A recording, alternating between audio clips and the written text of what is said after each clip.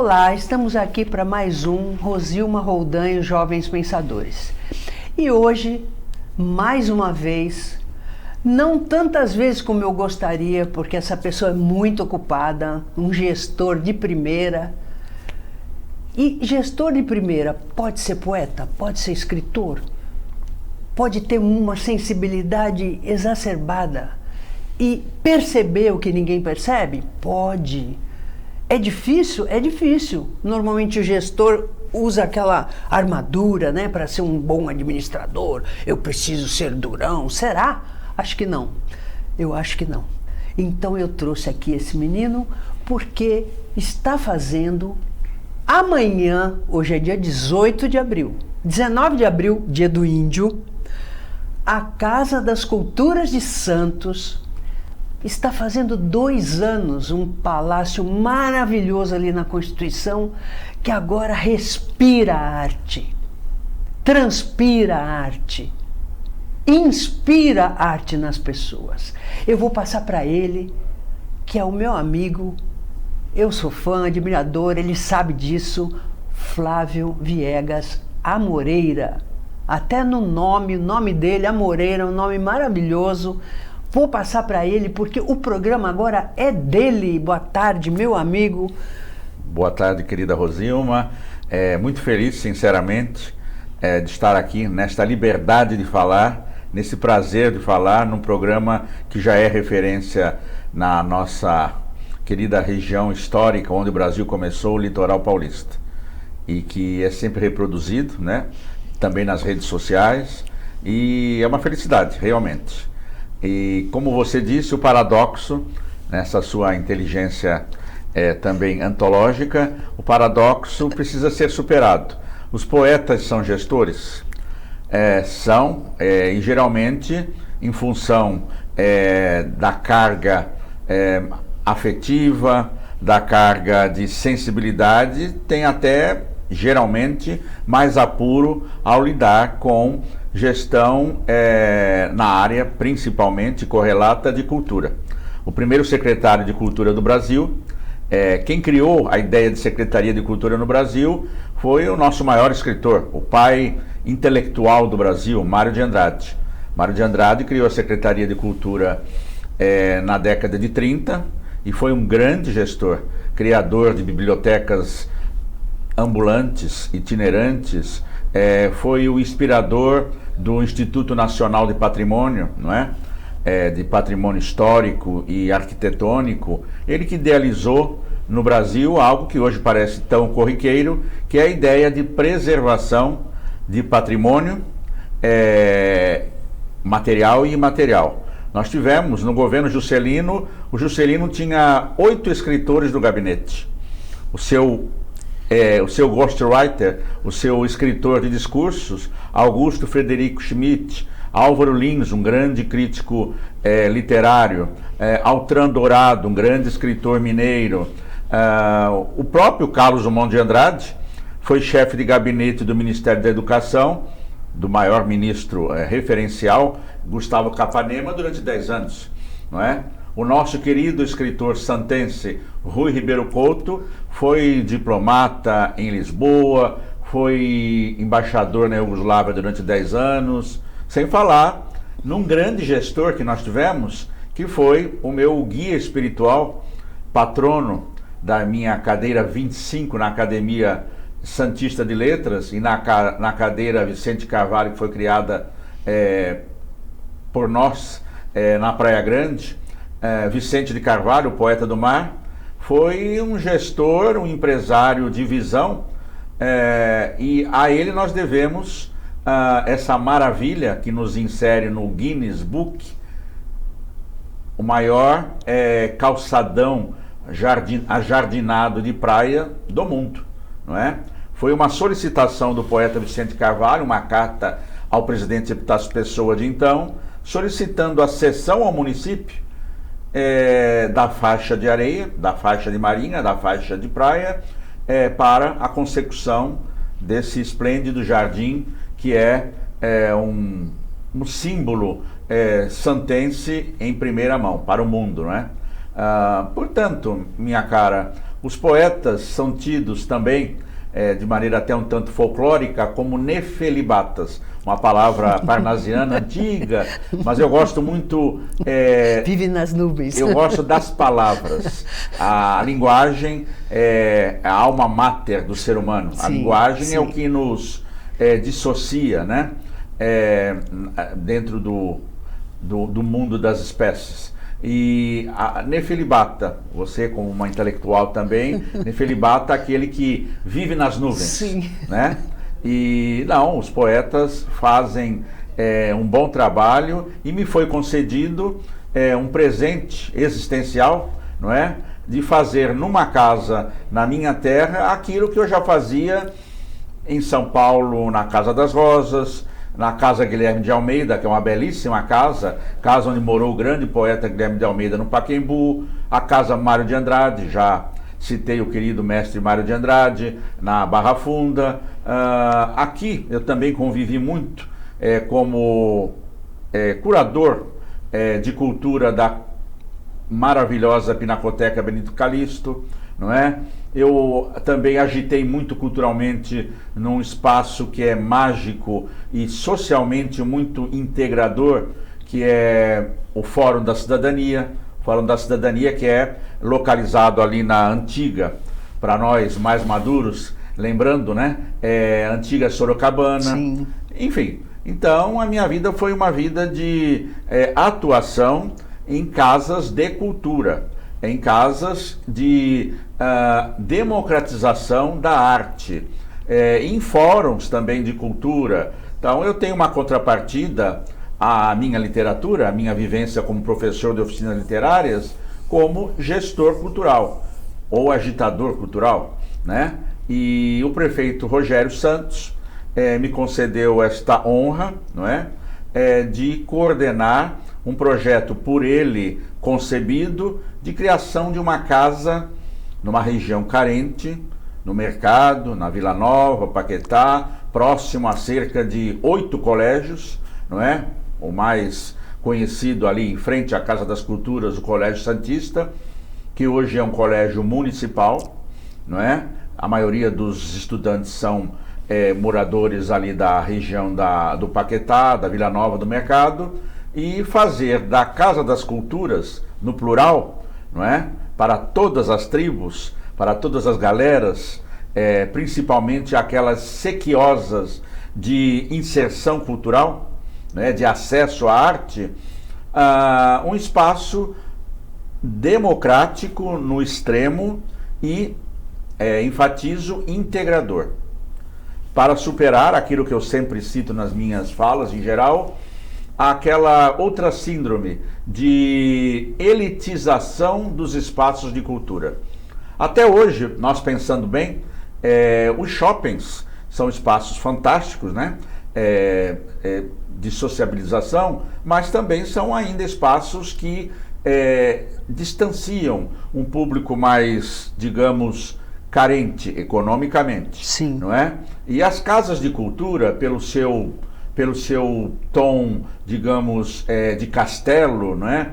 Palaciano, também podem, de certa forma, distanciar um público que se sente ou se sentiria menos confortável, não é? Num espaço arquitetônico dessa sofisticação. Então nós temos que inverter essa lógica. Quando nos perguntam, tio, pode entrar aí? É para entrar, é para conviver. Nós precisamos integrar socialmente os jovens, principalmente os jovens, para a convivência com a música, convivência com os saraus literários, que nada mais são do que o casamento entre a música e a literatura, mais especificamente a poesia. Nós temos ali na Casa das Culturas oficinas constantes. Todos os sábados nós temos uma oficina literária ministrada pelo curador, não é? Amanhã mesmo, para exemplificar, durante esse mês de abril, nós teremos o lançamento de um livro infanto-juvenil da querida escritora Clara Sniffer, com gravuras, com desenhos, ilustrações da artista plástica Márcia Okida. teremos a apresentação de um dos maiores violonistas do Brasil, por sinal cubatense, Manuelito, do Brasil. No dia 19, nós teremos o lançamento de um livro de um dos maiores poetas brasileiros contemporâneos, afrodescendente, nascido na Vila Socó, superou todos os revés na vida e hoje se destaca como um dos maiores poetas brasileiros, Marcelo Ariel. Nós teremos uma homenagem a um grande poeta. A casa tem muitas parcerias, Rosilma. Uma parceria com uma instituição que eu respeito muito pelo quanto contribuiu para a cultura brasileira, a Aliança Francesa de Santos, através da querida Maria de Lourdes. Nós teremos um sarau em homenagem a um dos maiores poetas franceses que morou em Santos, Blaise Cendrars, amigo de Picasso, amigo de toda a geração futurista e que dedicou muito da sua poesia à nossa histórica cidade. Dia 25 de abril, em primeira mão aqui no seu programa, nós vamos comemorar 2 anos. Aí nós vamos lançar uma antologia de poetas da casa. Olha que maravilha. Maravilha. Poetas que se desenvolveram, poetas que se descobriram poetas, e escritores e escritoras, contistas, através das nossas oficinas. Que maravilha. Veja que simbolismo. Nós vamos lançar a antologia dos poetas da casa, inclusive com algumas poetas já com uma longa trajetória, a poeta Eunice Tomé, a própria poeta Clara Sniffer, a querida Regina Alonso, não é? E no sábado, depois do lançamento, nós teremos uma roda de samba, para você ver que nós vamos do erudito ao popular, samba de raiz, um dos grupos mais talentosos de samba do Brasil, santense, chamado Clube dos Bambas. Clube dos Bambas. Muito não é? bom. O Vander, o Giba do cavaquinho, e eles vão nos presentear com uma roda de samba de raiz, para celebrar os 2 anos da Casa das Culturas. Estamos ganhando um elevador de acessibilidade, temos uma parceria com a Fábrica 4.0.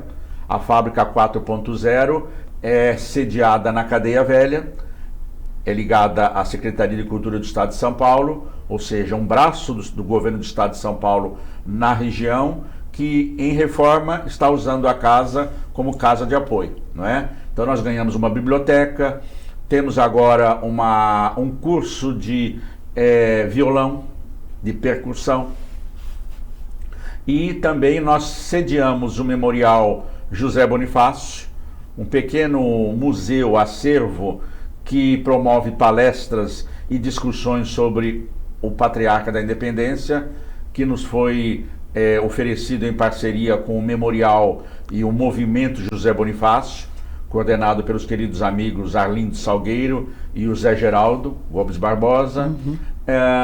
E estamos aí viabilizando uma parceria com uma empresa portuária, que vai ser anunciado em breve, né, que vai nos ajudar no patrocínio da casa. Além do apoio que nós temos, a casa é das culturas, mas ela é gerida pela Fundação Arquivo e Memória. Sim. Brilhantemente dirigida pelo nosso querido amigo, creio eu que foi seu aluno. Sim, senhor. Que está se revelando um grande Conseguindo gestor. estragar ele. Imagine. Leonardo. Você com certeza foi o fator de aprimoramento dele, do Leonardo Delfino. Sim. Que é meu confrade também na Academia Santista de Letras. Isso, aliás, um beijo para você, meu amigo. Então, nós devemos muito à gestão da Fundação Arquivo e Memória, não é? Então a casa, praticamente, não no piloto automático ainda, ela caminha de maneira muito tranquila, como um receptor de demandas culturais da cidade. Então, Flávio, eu quero lançar um livro. Bom, então, praticamente todas as semanas nós temos um lançamento de livro. Sim, eu acompanho. Flávio, eu queria te fazer uma pergunta, que é uma pergunta assim, a gente vê muito algumas pessoas e até jovens. O jovem está aqui para aprender e nós estamos aqui para partilhar nossas experiências de conhecimento com eles. Mas a gente vê muito eu ouso dizer um preconceito em relação à arte de um modo geral, principalmente a escrita, né, a poesia, a crônica, porque são artes que são fruto da reflexão. E algumas pessoas acham que isso aí é perda de tempo, vai encher a cabeça do jovem, o jovem tem muita coisa para aprender, se ele quer ser engenheiro ou médico, vai ficar perdendo tempo com literatura. Nós acabamos de cruzar agora com uma advogada poeta. Encantadora. Maravilhosa. E isso para ela enriquece o direito à advocacia. Porque é a sensibilidade. Nós temos essa visão. Eu queria que você explicasse, para nós temos 10 minutos, dá para explicar muito bem, por que é tão importante, e pelo que você disse, eu percebi claramente que ali onde estão já há 2 anos a Casa das Culturas, era um lugar que precisava de cultura. Ali, aquele entorno todo. Aliás, eu vou sempre visitar a Regina ali na escola portuguesa e ela me conta histórias belíssimas, é ali mesmo, ali perto, 1 quadra dali, né? Como que a comunidade, as pessoas são carentes de arte. Queria que você falasse um pouco sobre isso, a importância de você caminhar, porque a nossa escola era assim, Flávio. Eu fiz Aliança Francesa porque eu recebi uma bolsa 100% no Colégio Canadá e fui lá, estudei 9 anos de francês. Naquela época, todo mundo estudava todas as línguas, literatura, tudo, fiz letras. Hoje a gente percebe que essa área de humanas parece que está meio desprezada. Eu queria que você falasse um pouco sobre isso. Isso é uma ideia, primeiro, é ideia baseada em fatos reais. Uhum. O mundo está se encaminhando para um excesso de pragmatismo, de tecnicismo, não é? Como se humanidades, como se a intelectualidade, inclusive a erudição, fossem ou hobby, que é um horror, ou algo descartado em função das novas mídias, em função da inteligência artificial, muito pelo contrário. O grande mestre Oscar Niemeyer, na primeira aula de arquitetura, dizia: olha, hoje nós vamos falar de tudo, menos de arquitetura. Em primeira linha nós vamos falar de filosofia. Pensar a cidade.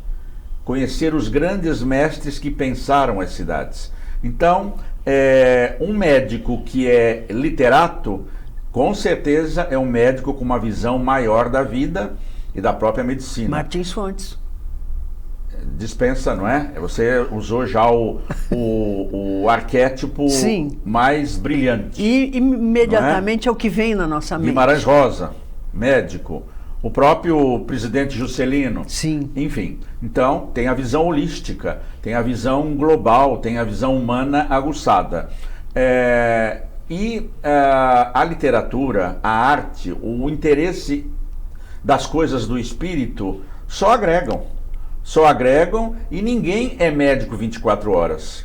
Agora, o interesse cultural pode ser exercido 24 horas. Como seria uma vida sem teatro? Sem as nossas maravilhosas séries? Esse ano assisti um filme que é uma lição de vida, Sonhos de Trem, que eu recomendo para os telespectadores, sem falar na vida da esposa de Shakespeare, o filme Hamlet, não é? São aulas de vida. São oficinas, são workshops por natureza. A jovem advogada leitora de Clarice Lispector, que brilhantemente aqui concedeu entrevista, com certeza vai se diferenciar pela sua sutileza. Além do que, nós vivemos o perigo do empobrecimento da linguagem. O filósofo Wittgenstein tinha uma frase lapidar: o tamanho do meu universo, o tamanho do meu mundo é da dimensão da minha linguagem. O meu vocabulário rico amplia os meus horizontes. Cognitivamente, se eu tenho capacidade aguçada de interpretação de texto, eu vou interpretar a vida como é dada de maneira muito mais densa. Interesse é tudo. Uma pessoa interessante é uma pessoa que tem interesse, que tem aquilo que também nos caracteriza, que chama-se curiosidade. Certa vez perguntaram para uma atriz norte-americana, Lillian Gish, você não teve filhos, mas se você os tivesse, o que você deixaria de legado? Só uma coisa, curiosidade. Tem legado maior do que curiosidade? No direito, a curiosidade é para tudo, desde uma petição até para um arrazoado. Na medicina, a medicina que é plasticidade, a medicina que é aferição, a medicina que é anamnese. A anamnese é um termo que cabe tanto para o médico quanto para o escritor. A hermenêutica, não é? Até os mais distantes profissionais das humanidades, entre aspas, se enriquecem da arte, os engenheiros, né, que são tidos mais como cartesianos.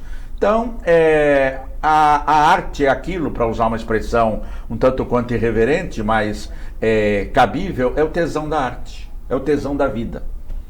É o tesão da vida, é a curtição do espírito. Fala-se tanto em curtição, não é? A arte é isso, é curtição, no sentido de depuração, no sentido de interpretação da vida e do mundo. Flávio, conhecimento, pensamento e linguagem, a gente sabe muito bem que a linguagem tal qual a gente entende e conhece, só o ser humano é capaz. E ele só consegue organizar o pensamento. É interessante isso, eu estou estudando um pouquinho de neurociência, então, neurociência e linguagem, né? Como é que a criança, ela começa a balbuciar e daqui a pouco ela está falando e isso vai organizando o pensamento dela. Então, na medida em que, a partir exatamente dessa sua explicação magnífica, na medida em que você desenvolve a linguagem e você juntou o que eu acho primordial na evolução do espírito humano, que é a curiosidade. Como é que você vai aprofundar o conhecimento, ampliar o conhecimento, se você não tem curiosidade? Se você só quer ser pragmático? Como é que você vai ser gestor pragmático se você não tem uma sensibilidade para entender as pessoas que trabalham com você? O pragmatismo, para ser muito direto, o pragmatismo chega a ser burro. Existe uma teoria, existe digamos, um pensamento do qual eu sou grande admirador, de maneira muito objetiva, que é a teoria da complexidade, de um senhor de 103 anos que está ativíssimo, chamado Edgar Morin. A vida é complexa, sim. A vida é complexa, a vida é cheia de encadeamentos. Hoje mesmo eu li um artigo no New York Times do Thomas Friedman, usando a teoria da complexidade, dizendo qual foi o erro dos Estados Unidos nesse desastre no Oriente Médio ao pensar que iria resolver as coisas facilmente. Vai, bomba, pragmaticamente, a ausência de complexidade. Ou seja, a não sutileza, não conhecendo geografia, ou desconhecendo geografia, não planejando o aparato para uma invasão. Estou falando de guerra. Sim. E a vida é uma sucessão de batalhas. Sim. Não é? Sim. Então, nós precisamos ter sutileza para adentrar o universo da complexidade. Os relacionamentos são complexos, os casamentos são complexos, as sociedades são complexas, não é? As parcerias são complexas, então nós precisamos ser sutis. E a sutileza vem com o quê? Com sensibilidade. Meu amigo, temos 2 minutos para as suas considerações finais. Agradeço muito. Convido a todos para um grande lançamento dia 9 de maio, todos são grandes, não é? De um grande humanista médico. Lançamento do livro de memórias do grande infectologista internacionalmente reconhecido, Fábio Mesquita. E dia 25 de abril, 2 anos da Casa das Culturas. Esse programa é muito feliz até na nomenclatura. Pensadores. O mundo precisa ser pensado. E uma vida que não é pensada, já dizia o nosso ancestral Sócrates, não merece ser vivida. Muito obrigado, Rosilma. Querido Flávio, Fiquei muito feliz de você poder vir, porque você é uma pessoa ocupadíssima. Você enriquece muito, principalmente porque eu tenho estudado muito filosofia. Eu estudei filosofia no clássico, fiz clássico no Canadá e eu tive um professor maravilhoso que foi o Itagiba. Nossa! Não preciso dizer para você. Meu amigo, meu mentor. Maravilhoso. Meu mentor, meu filho tem o nome dele, João José. Convidei ele para o meu casamento, eu acabei o clássico e casei, continuo com o meu mesmo marido até hoje, e o meu filho tem o nome dele, porque ele foi um divisor de águas na minha vida. E eu me apaixonei por filosofia, eu queria fazer filosofia de curso superior, aí meu pai disse, filosofia, você vai morrer? E aqui não tinha na época, só tinha letras, e eu fiz letras. E eu voltei a estudar filosofia agora, estou até pensando em fazer alguma coisa de doutorado nessa linha. Mas por que eu estou falando isso para você? Porque a filosofia, que foi o grande boom naquela época dos filósofos pré-socráticos ainda, Sócrates não escreveu nada, mas o que ele cutucou todo mundo... Filosofia é vida. Filosofia é você pensar em você, no outro, e como a gente interage, como você acabou de falar, complexidade. Spinoza me fez a cabeça. Spinoza me fez ver a vida de outra maneira. Tudo que você questiona, tudo é complexo, nós somos complexos, e essa complexidade não pode ser diminuída pelo pragmatismo tão só. Você pode ser pragmático, sem esquecer a reflexão, porque senão é o que você acabou de dizer. Você minimiza e aí perde a guerra. Muito obrigada. Você vai voltar muito mais vezes. Muito obrigado a você. E espero que vocês tenham gostado desse ouro de programa. É um tesouro sempre conversar com o Flávio. E esperamos estar com você novamente sábado que vem às 15 horas, com reprise quinta-feira às 20h30. Lembrando que pomos sempre tudo no YouTube, no nosso canal Jovens Pensadores, para você assistir e rever quando quiser. Até o próximo programa, se Deus quiser.